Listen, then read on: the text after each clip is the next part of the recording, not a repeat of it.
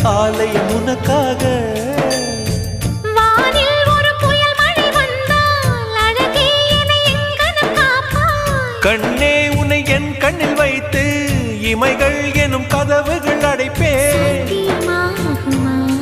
நான் சத்தியம் செய்யவா? தொடு தொடுவெனவே வானவில் என்னை தூரத்தில் அழைக்கின்ற நேரம்.